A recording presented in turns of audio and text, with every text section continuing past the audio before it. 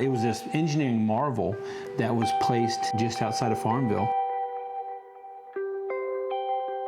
Just a neat facility to go across.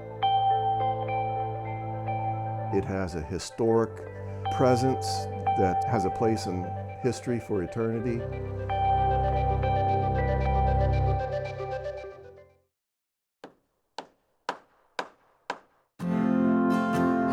Actually, High Bridge was not supposed to ever happen in the initial concept of a railroad in Southside Virginia. What happened is in the mid-1800s, the residents of Farmville petitioned the Southside Railroad to bring the rail through Farmville.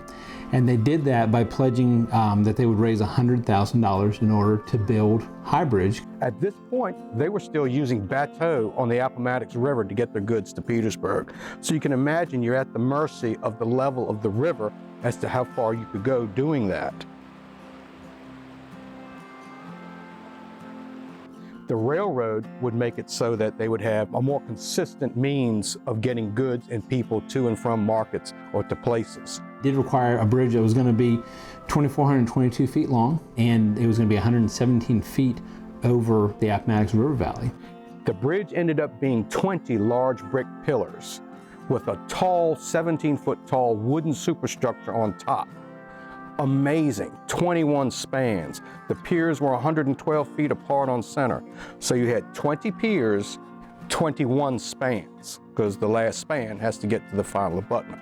They settled on the brick piers because of the superior quality of clay in the area to make bricks from, and it would only be a third of the cost as opposed to making all stone piers. Now the original bridge, it was more than $100,000 to build. It was $166,000, and it opened in 1854. The chief engineer, when it was built, he said there's bridges longer but not as tall, and bridges taller not as long. And with that, this is by far the largest bridge in the world. So that, the residents of Farmville really changed the course of history by bringing rail into Farmville, and it's had a lasting effect on the town.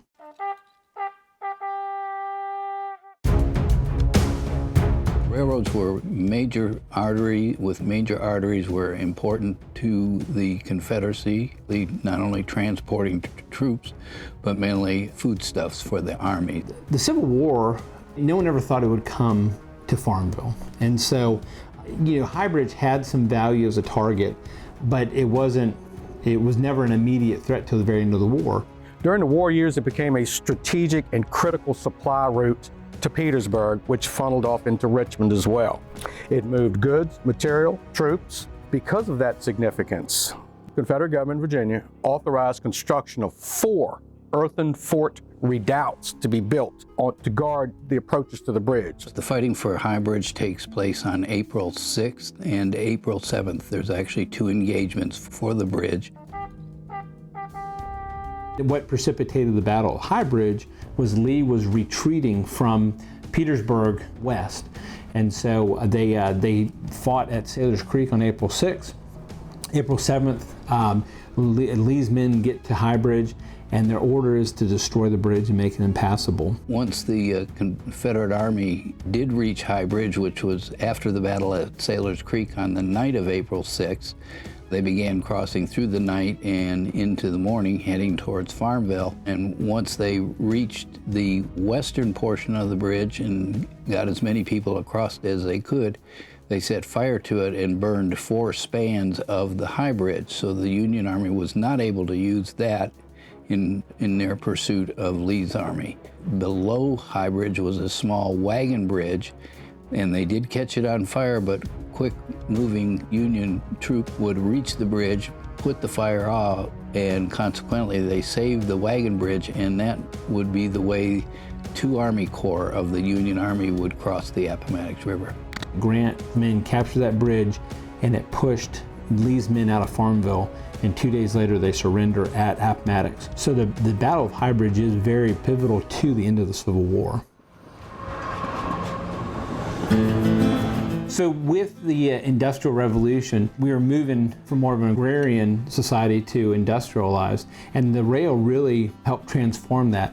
And so the rail, it connected the community for goods and services. And so this is a game changer for Southside Virginia. train station and the trains itself were an integral part of Farmville. And we used to have regular train service. That stopped probably about 1978. Pepsi commercial was done probably around the same time, 78, 79. That train went back and forth across High Bridge. It was an old train they brought in here. And they went back and forth across High Bridge, till they got it exactly right.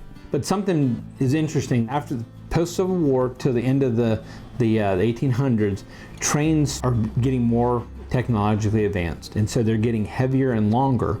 And what happens is that the original High Bridge was not designed to carry the traffic that it was. With the larger, heavier freight loads on High Bridge and the years of usage, the railroad became aware that they're going to have to come up with a more permanent solution than to just patch up the original High Bridge. The new High Bridge, the one that you walk across today, was a steel structure, and it was opened in 1914. What ended up happening is the demise of High Bridge as a railroad bridge.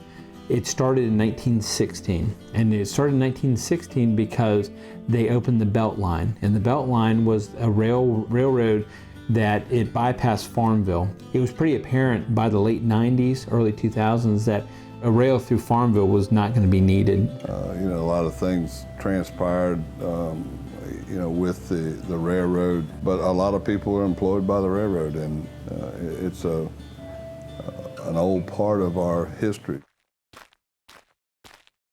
After the rail line was torn up, some local individuals got the idea of turning it into what is known as rails to trails.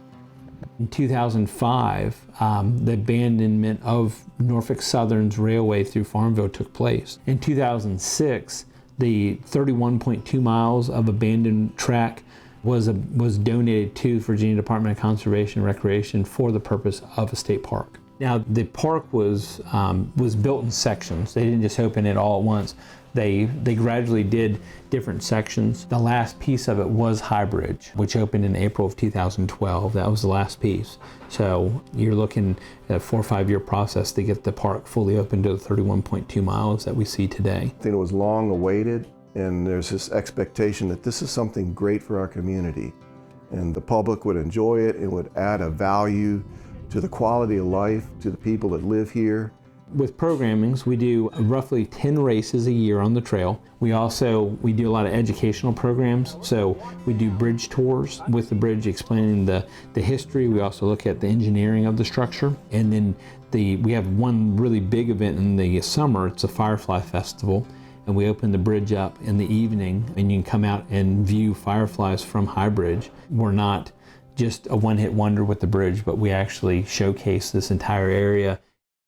You get a perspective that you don't often get. No matter what day you go, no matter what time of year, the trail and the bridge, they're going to give you something different. It's pretty amazing when you walk out on it, to look at across the Appomattox River area there, and it's just a beautiful view. I think it's very important that we don't forget that a small little town in central Virginia moved a railway to build a bridge across the Appomattox River. It's an icon, I believe, of our history in Virginia, the history of this area, but it's also a testament to what man can do, and also as we adapt through time.